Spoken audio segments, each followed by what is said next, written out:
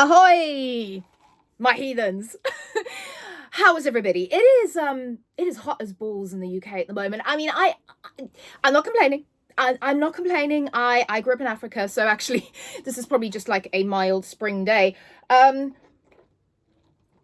having acclimatized to the UK over the last how many hundreds of years, it is warm, but I'm enjoying it. Welcome to summer. Also, it's cold brew season, so I'm basically hyped up on caffeine 24/7, and there's no surprise I can't sleep. So I've been doing lots of reading, lots and lots of reading, and clearly lots of caffeining.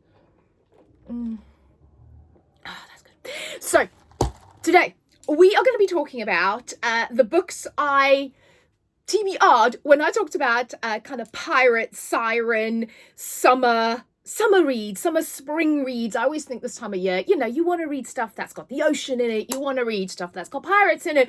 You want to read stuff that will rip your heart to shreds. Thank you, Pam Godwin. But these are some incredible books. I have found some Satan tier favorite books of all time in here, and I want to talk about them. So here we go. So I have different categories. So these are kind of the books.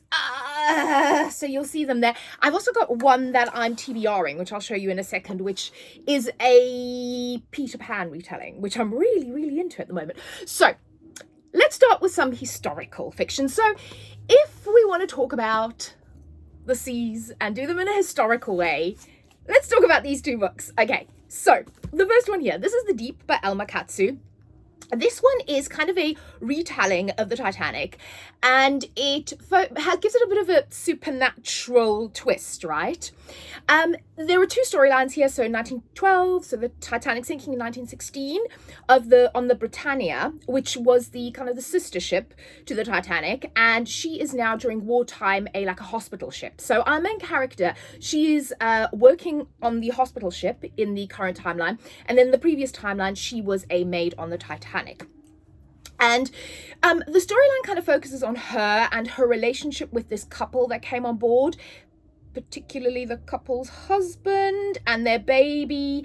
And then I really like the scenes on the Titanic the most, and you kind of get to know all the characters, all the classic ones are there, the Astors, those kind of the ones you kind of see in the film as well, and it talks about that story. But there's also this kind of slant of, so the Victorians love their spiritualism, right? They love their Ouija boards, they love their spirits, and a lot of the guests believe in the spirits, and some of them feel like they are being chased or haunted by spirits, and it kind of, so those kind of things intertwine, and you get sort of people's stories, past and present, and like I said, this kind of take on the Titanic. Now, I loved that. I loved the historical aspects of it. I like the kind of seance-y aspects. But for me, the thing that this book was lacking was the horror. Where were the killer sirens? So I right at the end, that does kind of come into play. But for me personally, I wanted more. I thought this was going to be more horror, more kind of creepy than it actually was. It's a great historical fiction read and a kind of a take on the Titanic, but there wasn't enough horror in it. I do have a book coming up that if you were like me and you were like, I want more of the creepy stuff, hang on, I got one coming. So next on the historical ballad block is this one. This is the Ballad of Jacquetta de la Haye by Bryony Cameron. And this is a fictional retelling of a real person who was Jacquette.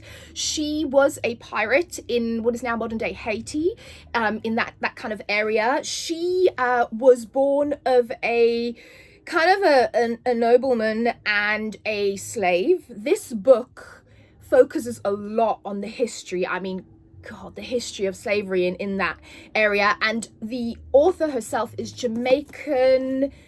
She's Jamaican, Panamanian, and Cuban heritage. And she extensively, if you read her author's note, she extensively researched the story of Jacquette and her life when she was writing this book. So it comes from a very authentic place. It's harrowing, the history in this and the kind of the topics it delves into. But at the same time, it's also a really great read, and it is about this female pirate, and it is a lot of action, a lot of adventure, but also has a very serious message alongside it. Also, Choquette was gay, so she falls for the governor's wife, and it's their romance in here, which is a lot of fun. Obviously very forbidden at the time as well for a number of reasons. But this is really great. I love the fact that we were focusing on a female pirate that, like I said, it had something to say in terms of the cultural aspects and what was actually happening in the world at this time. But then also the story itself was fun and action-packed and piratey. So this is good. So again, if you want historical, do that. Now, if you want to laugh your ass off, laugh your freaking ass off, and you want fantasy, and you want to be on a boat, this book, Voyage of the Damned, this is by Frances White. I have not, I kid you not, laughed at a book and a main character quite so much in a in fact, I don't laugh very much. I tend to just scowl grumpily. But this made me absolutely lose my shit, laugh, cackle out loud. My neighbors must think I'm nuts. This is a fantasy, and it is about this kind of fantastical world where you've got these provinces, I think it's 7 provinces of Concordia, and the ship Concordia is taking sail, and it's got the heirs of these 7 provinces on it. And they're doing like a pilgrimage for an anniversary to the sacred mountain in this world. And each of these heirs and each of these provinces has different powers, and they've each got different names. You've got Tiger Province, Bannerfree Province. It's bunny cross butterfly. Coolest thing I've ever seen in my life. Well, in my head, because the way it's described, coolest thing I've ever seen in my life. Grasshopper Province, Elephant Province. It's so cool. The imagination that Frances White has put into this and creating and building this world, their magics, the way they look, the description of these people, they're all so unique and interesting, and their powers and their personalities is fantastic. The main character is like a bumbling Miss Marple / Poirot, because what this book is also is a closed door murder mystery. Because what happens is they set sail and then a bunch of them starts to drop dead. So it is pretty much described as like a fantasy kind of Agatha Christie, and it absolutely is that. I love a closed door mystery. I love an Agatha Christie mystery. I would say don't, like, I'm being vague about the actual storyline, because I think just go into it, enjoy the ride, enjoy the laughter, enjoy the characters. I didn't know what to expect. I was just like, ship, boat, water, whatever, it'll be perfect. But it really is. It is a great summer read. Like I said, a closed door mystery on a fantasy ship with dragons, little baby dragons that are there like cabin servants. I love. There's also a queer relationship in here that is the sweetest love story sort of subplot. This isn't romance heavy, but there's kind of that subplot in there. I love this book. I hugely recommend it. As like I said, especially if you want a good laugh, because oh my god, he's so funny when he's trying to solve this mystery. He has a murder board, which he gets the little baby dragon to kind of magic away when people come in. It's great. So there's that. Then if again you're like, I love this bunch of people on a ship, and shit is happening, and I wanted more creepy stuff in the deep. Okay, Those We Drown. This is by Amy Goldsmith. I read a different Amy Goldsmith book. Our Wicked Histories, which I absolutely love, which I hugely recommend as well. That one is actually set at Halloween in a creepy house, and there's weird things going on. It's very, very good. This one is aboard a ship. What is this ship called? The Ios. So this has a lot of like Greek mythology in it. So the owner of the cruise line is Greek, and there's a lot of sort of Greek myth type things around this. But this Ios is a cruise ship, but also they've sponsored what they call a sea mester. See what they did there? And it's a group of 5 or 6 teenagers. They're like 17, 18. It's like their last year before they go off to college, to kind of do a month or so on this ship, right? And it's quite prestigious. All of them are very rich, except one who has been given a scholarship, like a free ride, essentially. And the others don't, like, they're not very nice to her. So she's already at a disadvantage there, right? When she boards the ship, she boards with her best friend. And when they come on board, there's also this group of influencers on the ship that have been doing content. And look at me in my Gucci bikini on the deck of the ship. And they're called the Sirens. So anyway, so she, our main character, boards the ship with her best friend, and immediately something weird happens to him, and he's apparently in the sick bay, and she is not allowed to see him because he's apparently contagious. And she's getting more and more suspicious about what's going on. She's seeing all sorts of weird stuff. And then, like, stuff happens. People start to disappear. Again, it's kind of got that closed room mystery element. It's got really creepy stuff. It's got this kind of influencer siren. I loved this. Okay, this is YA, so there's no like spice. There's a like, romantic subplot, but I think this is the perfect summer read. It was so much fun, and this was literally like, yes, but I wanted more creepy stuff out of the deep, and that's what I got here. So I absolutely love it. Hugely recommend. Then let's go into the real world. Let's move away from anything supernatural. And actually, probably should have put this in historical, but here we go. I can't. A terrible booktuber, sorry. But The Untamed Shore by Silvia Marina Garcia. Now, I think when I talked about this book, I said I had a bit of a rocky relationship with Silvia. I adored Mexican Gothic. Some of the other books I wasn't so fond of. This is my second favorite now. I really love this. So this is set in the 1970s in Baja, Mexico. And her main character, Viridiana, she's living in this little town. She kind of acts as a tour guide during the year when the tourists come to Baja. But, you know, it's a very kind of closed off, insular community. Her family keeps trying to get her to marry her boyfriend, who she's really not that interested in. In fact, she dumps him, much to their consternation. And she's just a little bit dissatisfied with this small life that she's living, right? So then this group of Americans comes and rents a house there for the summer, and they're like, well, we need somebody to, you know, help us out, who speaks Spanish. And also there's a man and his wife and her brother, and the man that rents this place, he is a writer, and he's like, I need somebody, you know, I'm working on this book, I want somebody to write this down for me, basically act as a secretary, housebody kind of thing, and she takes the job. So Viridiana gets kind of enmeshed in their lives, and I don't want to say much more than that because this is very much like a kind of crime family drama mystery novel. The back describes it as a riveting tale of psychological noir, and I would completely agree with that. I think it was so good. Also, getting into Viridiana's head, the decisions she makes, particularly towards the end of the book, I loved.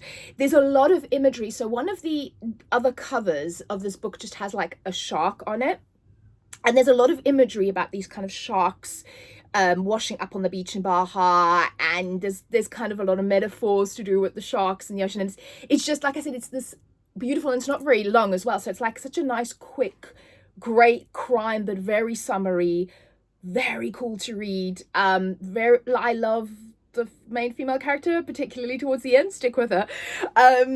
Yeah, I think this is great. This is definitely my second favorite Silvia book, so I really enjoyed that. Then let's go a bit fantasy. Let's go smutty. Let's go. This is for all my smut girls. Okay. And guys. Hot as balls. So, I am currently one book away from finishing this series. And I love this series. So this is a Peter Pan retelling that is super smutty, super fun. And it is, it's kind of like, I think it's called the Vicious Lost Boys series. This is by Nikki St. Croix. It's actually the second book, the dark one. The first book is The Never King, I think. Then you've got the dark one and Their Vicious Darling I've just listened to. So I listened to the first book and the third book on audio, and then this is the second book. I recommend the audio actually for these. They're really good. So again, they're really short. They're so much fun to read. It is basically Peter Pan has lost his shadow, and he's been living in, you know, Neverland for forever with his lost boys. And then you've got Wendy Darling's descendants who are supposed to help Peter find his shadow. So every generation he kidnaps a Wendy Darling. And Winnie is this year's Wendy Darling. However, Winnie holds a certain magnetism for Peter and the Lost Boys, and they just can't keep their hands off of her. And she just can't keep her hands off of them. This is very much why I choose. But this also has like great found family. There's some really cool action and horror type of scenes here. You've got Hook, you've got the Croc, you've got the Fae. So you've got two brothers, I think they're twins in here, that are Fae princes and kind of the politics with Tinkerbell and the Fae court. And the last book, I think it's the last one in the series, or the fourth book in the series, is going to focus very much on like Tinkerbell and the Fae Court kind of drama. So each one focuses something else. This one focuses on Vane, who is the dark one. He's got a dark shadow. It's really good. I'm loving this. These are kind of like my palette cleansers in between all the other books I'm reading. Like I cannot wait to. I want to read the last book in the series. I think it's the last one. There might be another one. But I'm really, really enjoying this. And if you want a Peter Pan retelling, go for that. And then I said I do have a TBR book as well, because I kind of got into this like Peter Pan retelling thing. I've got this one. This is The Last Lost Girl by Casey L. Bond. And I believe, was it Jess from Honest Fiction that was talking about this, saying this is really, really good. This is her favourite kind of like Peter Pan retelling with like spice, like romantasy style Peter Pan retelling. And that is all I want to know about that. And I'm going to be reading this very, very soon. So you'll hear about it. But yeah, I'm on a massive Peter Pan retelling kick. Then, while we're on the retelling and the smart and the romance, my favorite, let's talk about this book. Okay. I said I found some Satan tier books. This one is Satan tier for me. This is Emily McIntyre's Hexed.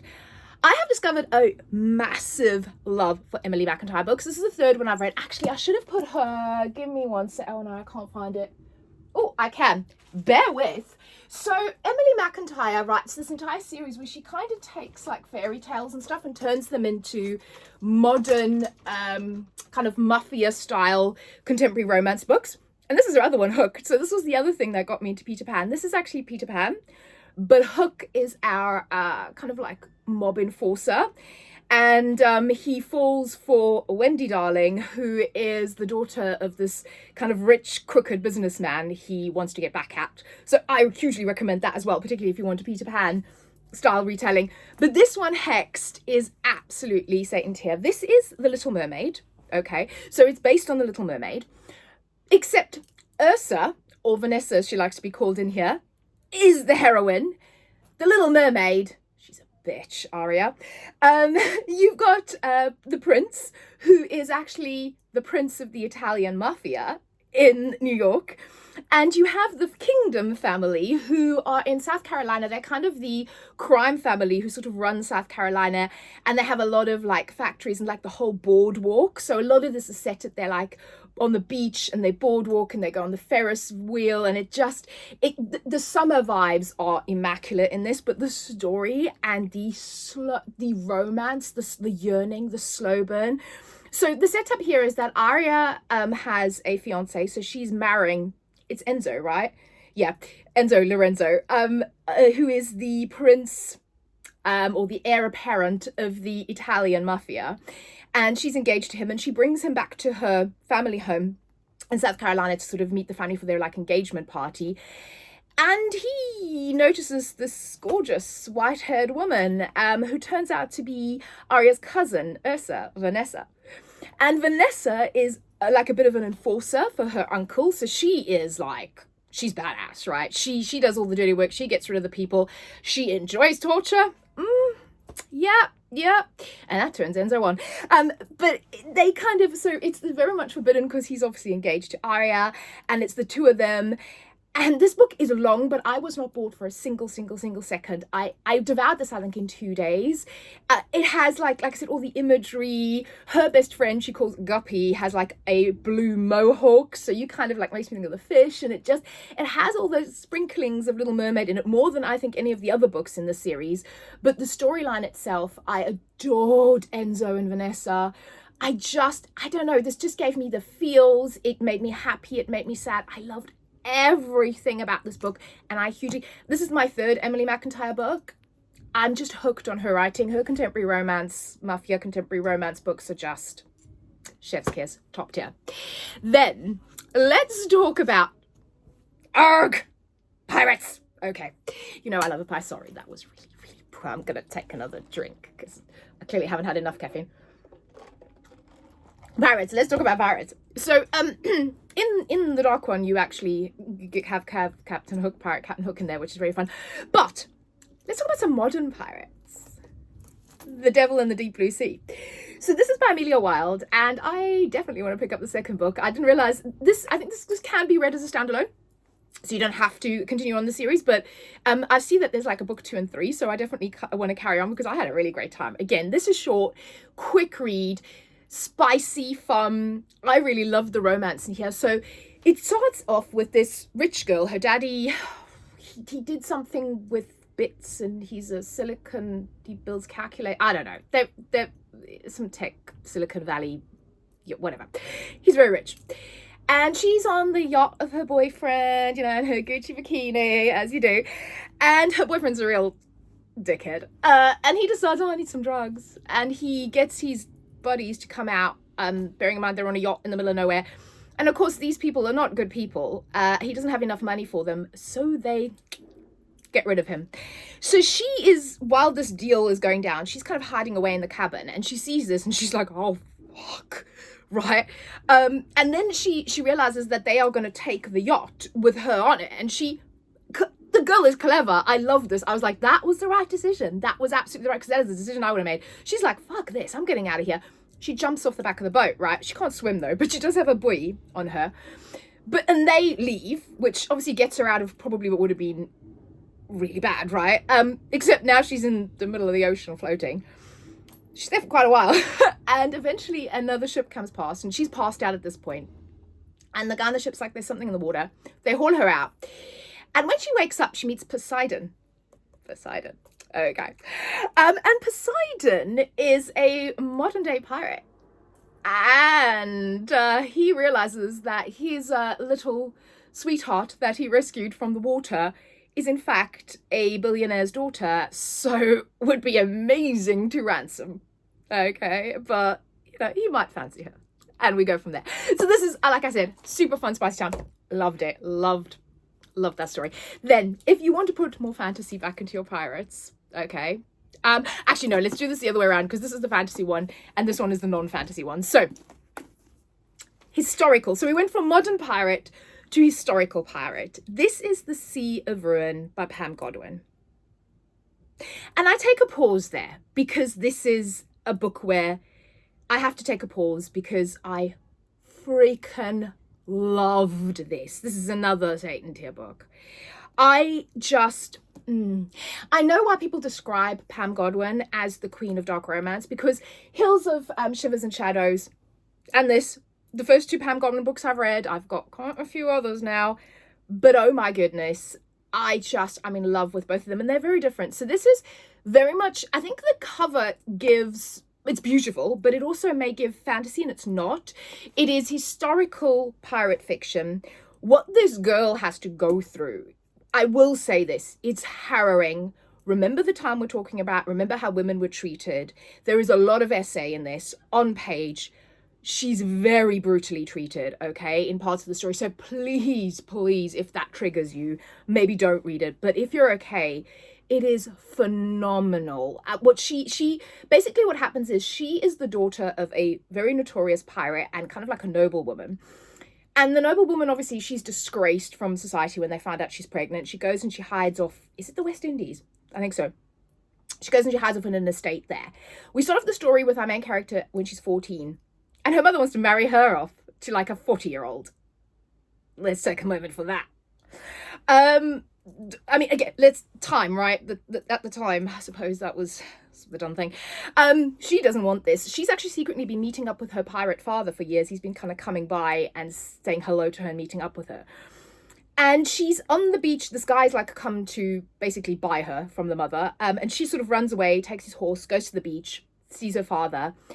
And then because she took this guy's horse, he had sent people to go and find the horse, but they find her father, and her father is hanged.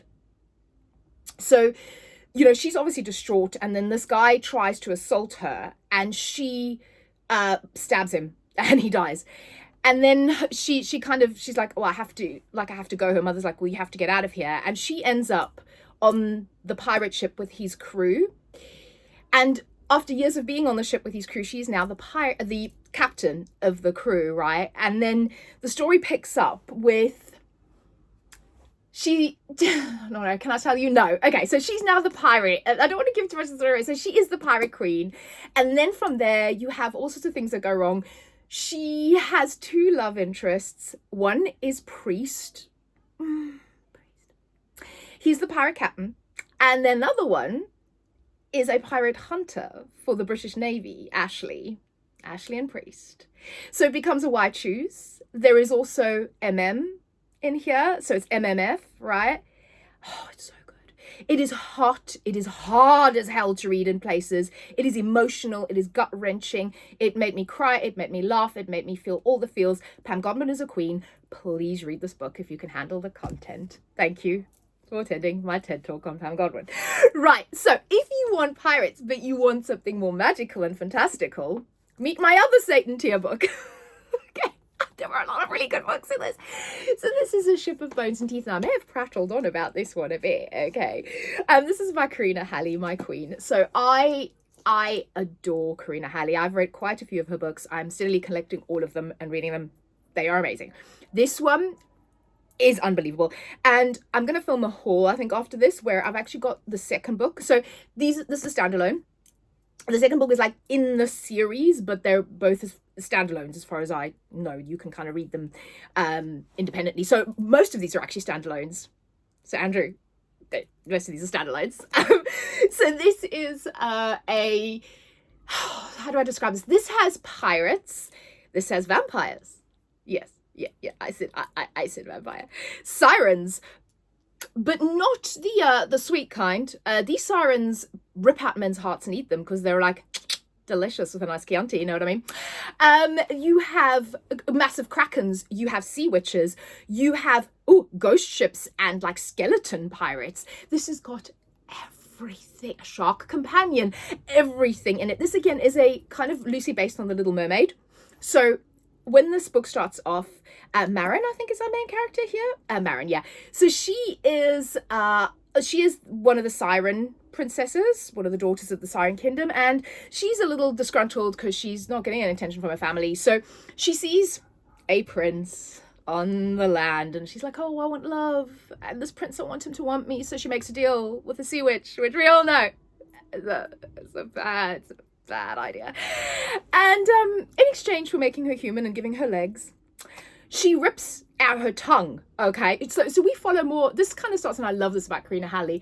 It's so sweet and it's so lovely, and then it's like she literally ripped out her tongue, right? So she spends the first few months without a tongue, being unable to talk, but eventually her speech does come back. Now, we find out the prince not so princely. Okay, he's an arsehole. Arsehole is a mild way of putting it. He abuses her.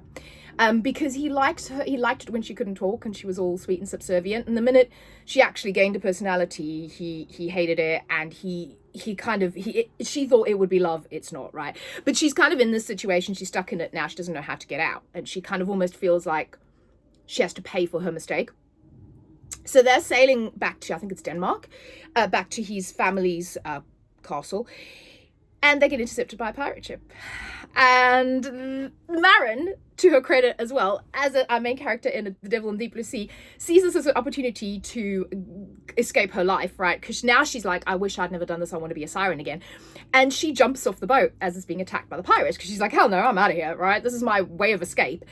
But the pirate captain sees it and kind of hauls her back onto the pirate ship, and they capture her and her husband, the prince, because clearly the royal couple, this is going to make a great ransom opportunity. But he quickly realizes that she's more afraid of her husband than she is of him. And the story kind of goes from then. Again, I do not want to give the rest of the story away because that's like the setup. And then again, so many emotions, so many twists and turns. There's mystery, there's revenge, there's love. It is so good. I had the best time reading this. It had everything that I wanted in this kind of book. I don't know if any book will ever top this. I'm looking forward to reading the second one. But for now, A Ship of Bones and Teeth, if you like any of that. And like I said, vampire. Read A Ship of Bones and Teeth. I implore you. And then tell me what you think. Because it's